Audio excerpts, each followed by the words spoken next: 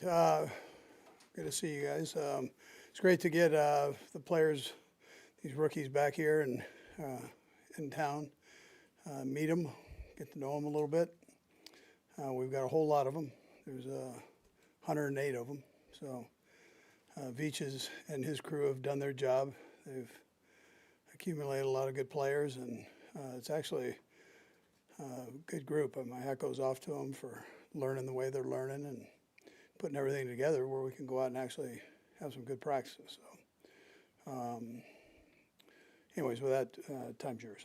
Along those lines, what was the kind of thought process about having so many guys in this camp, and what was the last time you had guys in the camp this big? Yeah, so last year we had 93. So you always find 2 or 3 guys in that mix. The more guys bring in, better chance you have of finding guys if there's quality. If they're that quality to where you feel like you need to bring them in here. So it's, we'll see. We know that college free agents are the second highest number percentage-wise of making a team besides a first-round pick. So, and that's all done by numbers. There's just a lot more of them. So. Coming down to the draft, 4 months until you kick off, do you feel like you've improved the roster in some areas? I think Brett's done a great job with that, along with his guys. But I think they've really made an effort to upgrade some spots. We did it in free agency. 3 or 4 guys come in, and they're quality players. And then you had the rookie class in, and there were some X's that probably needed to be filled there on the board, and I think he was able to fill those spots. And with quality, again, quality players. And then seeing them out here move around, you always are curious to see how that goes. But it looks like they're what we saw on tape here. We'll see when we get in pads and that, but they move around well. Andy, speaking to that, what excites you most about Emmett Johnson and what he might be able to do alongside veterans such as DeMarcado and Kenneth Walker? Yeah, so he first of all, he's got a good feel for things, smart kid, good kid. And he's got that lateral quickness.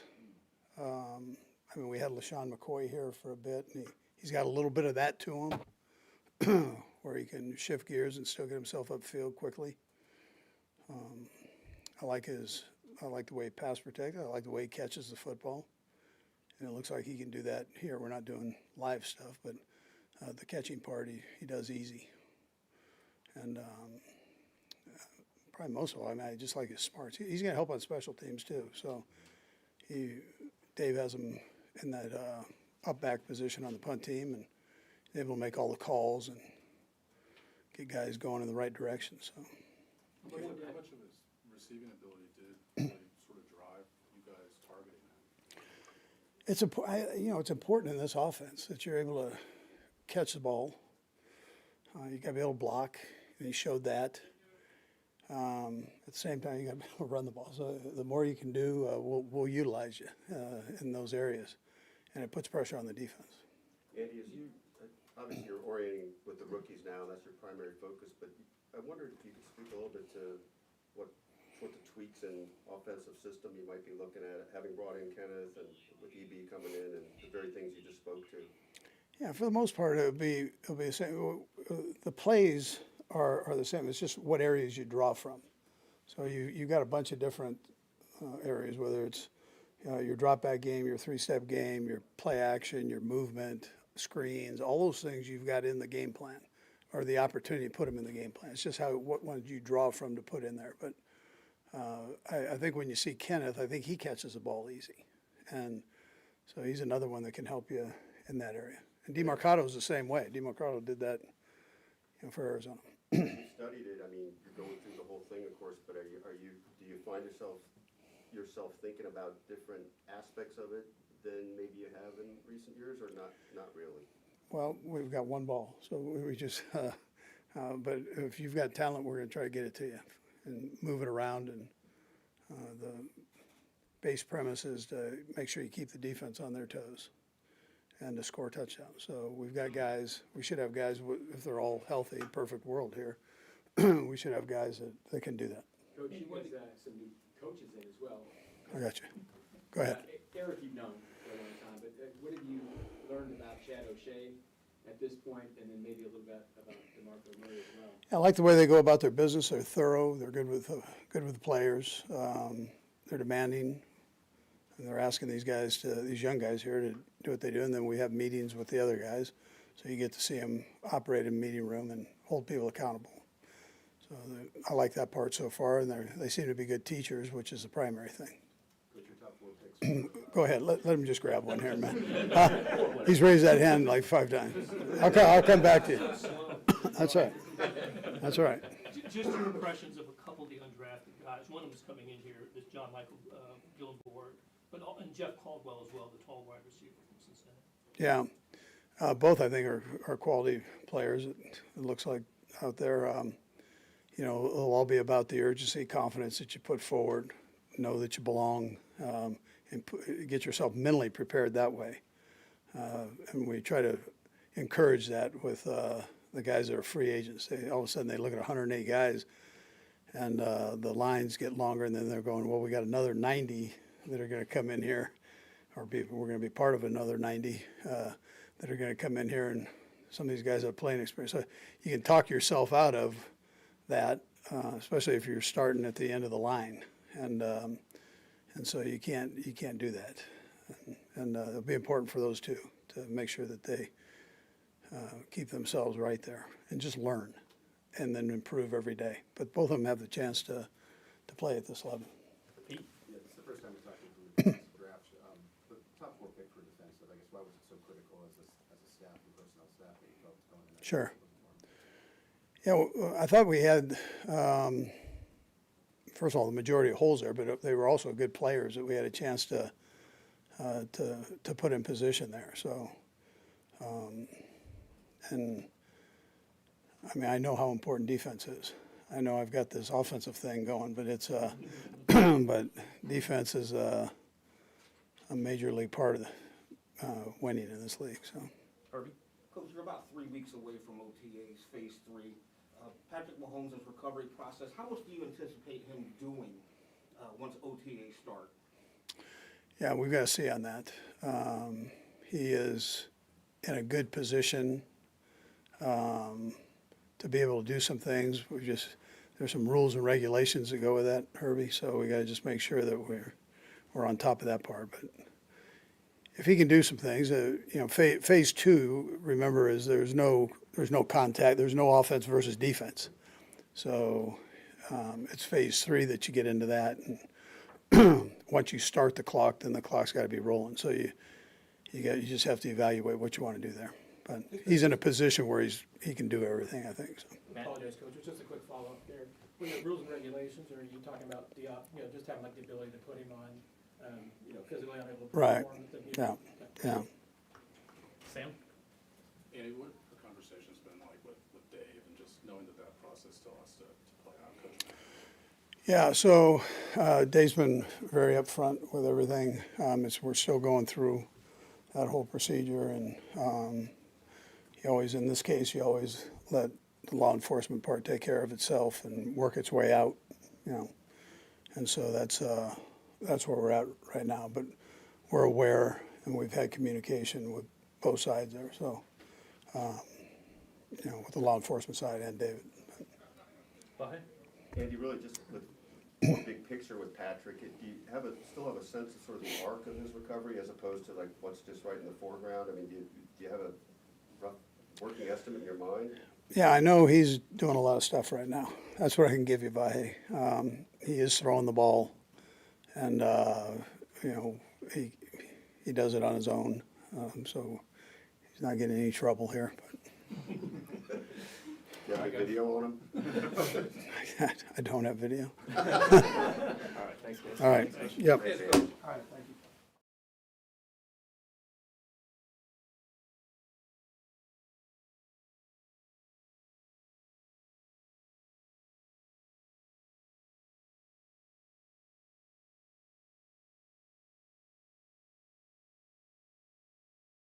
We'll have to roll through these, but go ahead, Peter Woods. Yeah, Peter, just a quick question, wearing on 99, I think that's probably a new number for you.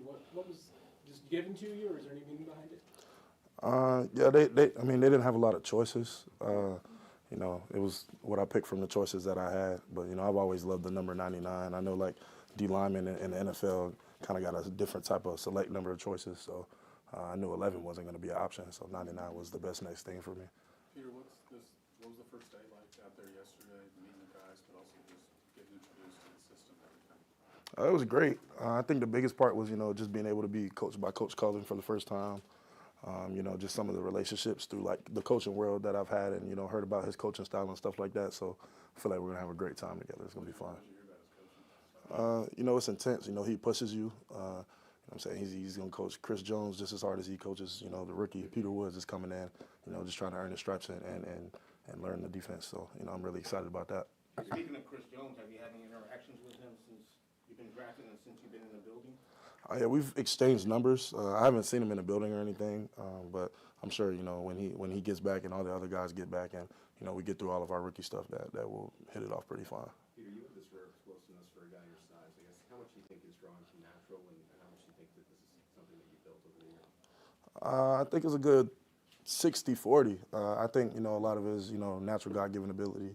But, you know, I've been blessed to have, you know, great strength programs in the past, you know, that dealt with a lot of, like, explosive work, you know, just things that translate to the field in football and just overall explosiveness. So, you know, I just take that really seriously. That's something that, you know, I take really seriously in my offseason. Peter, what's your first impression and conversations with Mansour been like meeting him? You know, that was the first person I seen when I got here in Kansas City. So, you know, kind of just built a friendship from there, you know, and we were just telling each other how our jobs are very important to each other. You know, I help him get interceptions and he helped me get sacks. And, you know, we just keep it that simple. So. Couple more. For guys in the draft process that kind of spark early and then go through ups and downs, just what do you tell teams in that interview process, and how do you plan just how you keep working on that to make sure that you stay consistent? Yeah, well, the interview process is over, but, you know, I just try to be myself, you know, all the time. You know, what's on tape is on tape, and, you know, I'm looking to just come here and grow and get better and, you know, learn from the great veteran players that we have in here, and also, you know, my coach, Coach Cullen, and Coach Braden. So I'm excited about that. I know you guys come here on Friday night, you have a dinner, and they kind of talk to you about the franchise and all that. What was that like? Would you kind of learn about this franchise and maybe things you didn't know? I don't think it's much that I didn't know, you know, because Chiefs do a lot of winning. I'd say that's probably what I learned too, you know, that the Chiefs do a lot of winning and, you know, what went into it. And I'm starting to see a little bit of that now, you know, just how the practice goes and, you know, how the coaches coach and just the flow of everything. You know, they've earned it at every corner. And so we're looking to do that again. Thanks, Peter. Yeah. Appreciate y'all. Appreciate it.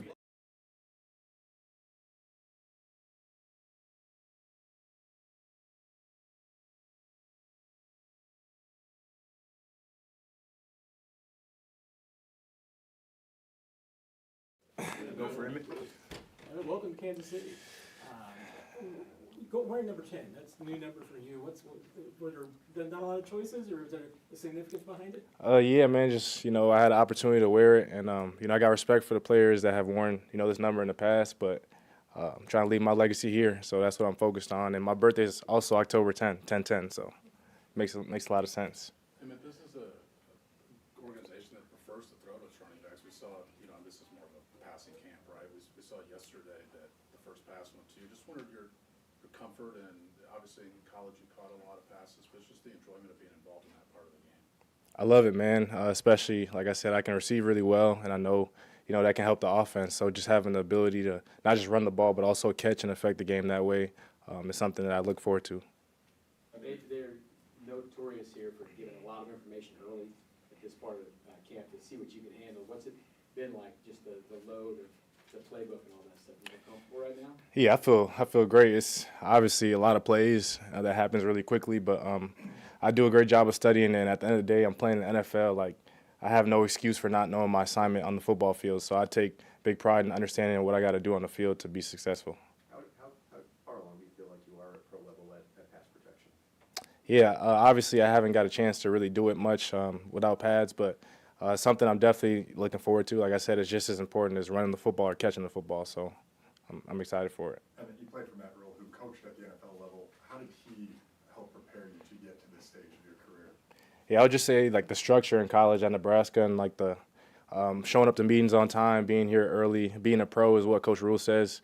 I feel like that's translated really well to here. You know, there's a lot of long meetings and long practices, so just being able to handle that, I feel like in college that helped me. So now it's not that big of a transition for me. Speaking of Nebraska, I Yeah. know Coach Mosey and you shared the running back room with Zeke there for a minute. Yeah. So did they give you any preference about KC, any tips about coming there? I heard they got good barbecue, but I haven't had the chance to try it out yet. Definitely when I get some downtime, I'm going to try that out. So if y'all got any recommendations, let me know. Let me know. What has it meant for your parents to have made it to this level, just considering the background and being a Yeah, they text me like every day. It's kind of crazy. Like I said, their story, immigrating from Liberia, just makes you want to wake up and go extremely hard for them. They're really proud of me, but at the end of the day, I'm in the NFL, but this is ground zero. You know, I haven't done anything yet. I'm just trying to work and earn the respect of my teammates and coaches right now. So. What are your impressions of Coach Canady at this point? I'm sure you met him during the interview stuff. Yeah. Being here with him. I love him, man. Like, I mean, I don't know how much better it can get having Andy Reid as the head coach, Bieniemy as a coordinator, and DeMarco Murray as a running back coach. It's just like he's going to be on you, and which I love. Like, I love when he gets on me because I know he's going to get the best out of me, and I'm going to make sure that, you know, I'm detailed with everything that I do. So he's been pushing me a lot. He's somebody who's never really going to give you your flowers. He's going to be on you, and that's what I love out of a coach. What's it been like meeting the other draft picks? Yeah, it's been great, man. Like I said, I was talking with Cyrus and just how he's been trying to handle the playbook and things like that. It's great to see these guys, man. Like, it's a blessing for all of us to be here in this position. We're all just trying to be successful and make an impact early. We were last two, Nate and Matt. It seems like there's a lot of different parts about special teams going from college to the NFL. Just where do you think your role might be? I know it's only one practice, but Yeah. What are you looking forward to maybe demonstrating in special teams that, you know, you don't have to do necessarily in college? Whatever the team needs, man. If they need me to run down there on kickoff, do kick return, gunner, whatever they need, I told Coach I'm willing to do whatever it takes for the team to win. So I'm just looking forward to any opportunity I get on special teams. That's super important. Field position is super important too. So. Do you feel like you have a returner background in you? Yes, sir, I do. High school, I know it was high school, but you know they didn't kick the ball to me. They kicked it away. So if that says much, that's what I'm good at returning. So. You're joining the crowded running back room, so how much do you embrace that type of competition because there's only going to be so many snaps to go around? I love it, man. I'm playing with a Super Bowl MVP and Kenneth Walker and like some other great guys. So I just love playing against the best and competing with the best. I wouldn't want it any other way. I want to be competing with the best. So I love every second of it. Great. Thanks, Emmett. Appreciate y'all. God bless. Yep. Hey, thanks, Emmett. Yes, sir.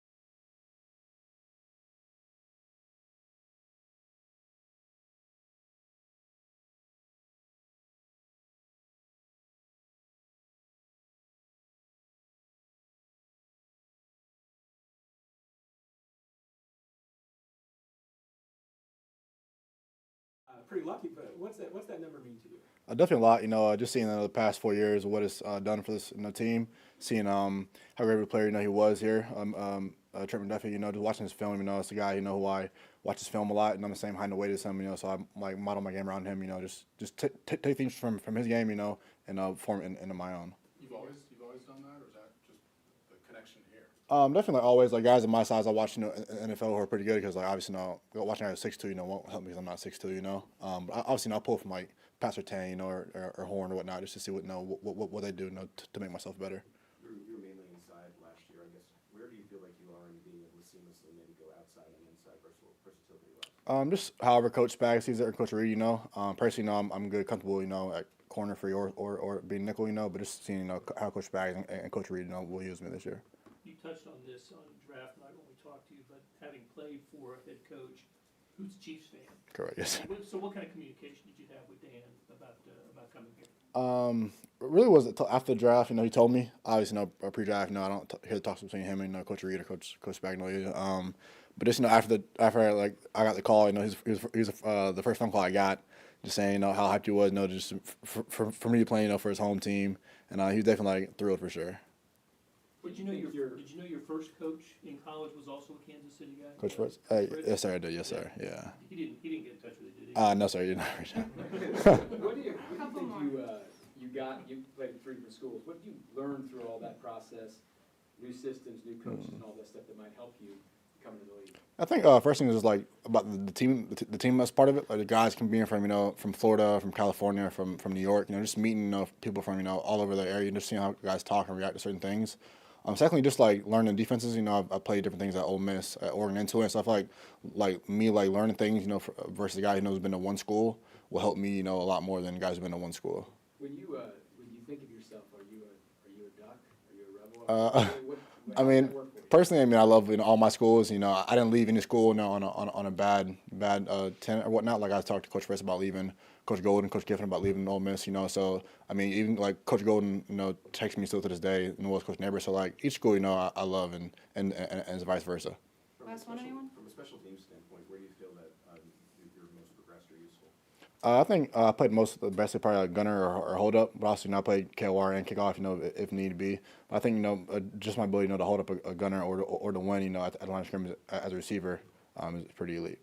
Thanks, Jadon. Thank you guys. Oops, thank you.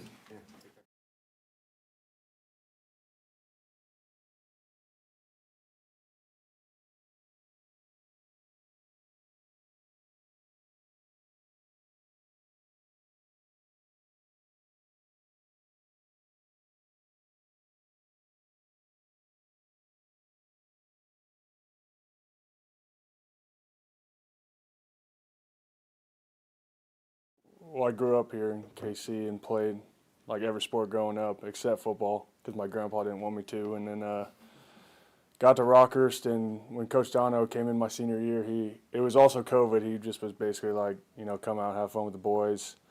You'll love it. And I just went out thinking like, okay, this is for fun. Like I'm still focused on basketball or baseball or whatever. And ended up playing 3 games, got hurt, but Wyoming stuck around and offered me, and that's how that all kind of happened. How did Wyoming get interested? You only played 3 games?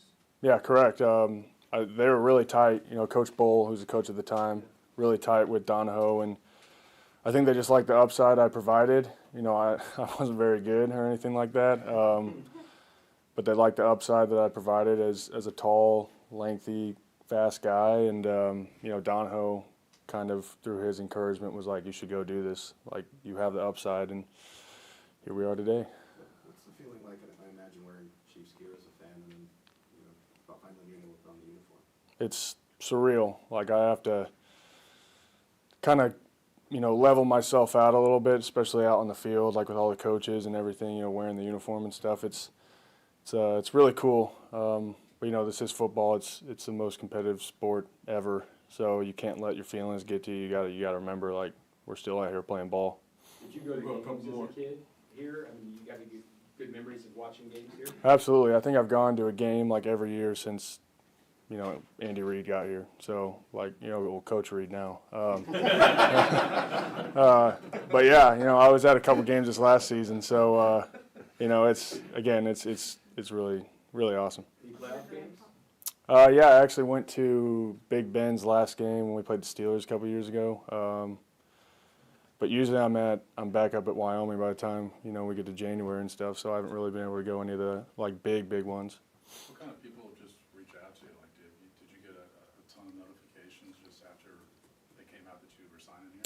Yeah, it's a lot of fun. Like how excited my family and friends are. Again, this is a job, like it's a business. I understand that, and I'm coming in locked in. But it is really exciting, like how excited everyone in my life and a lot of friends and family are. Like countless texts and all those sorts of things. So Pretty easy decision to come here. absolutely. We'll go Herbie then Taylor. That was actually my question, because the hometown roots aside, you obviously have choices as an undrafted free agent. Why specifically the Chiefs? Was it the offense or the ability to play within the homes? Yeah, I think like when we had to make a decision quick after the draft, and at that point, like knowing that the Chiefs were on the table, I was like, well, yeah, I'm going to go to the Chiefs. But I also have to kind of separate my bias at that point and understand like I got to do what's best for me. So even while separating that, like the Chiefs were always the best option for me. The offense loves tight ends, and they wanted me really bad, and obviously I wanted to be here. So like it was pretty much a no-brainer for me. Good. We'll finish up with Taylor. Your grandpa okay with you playing football now? Unfortunately, he passed, but yeah, I'm sure he'd be really happy right now. I mean, my grandma is super happy. Good. Thanks so much. Yeah. Thank you guys. Congratulations. Thank you.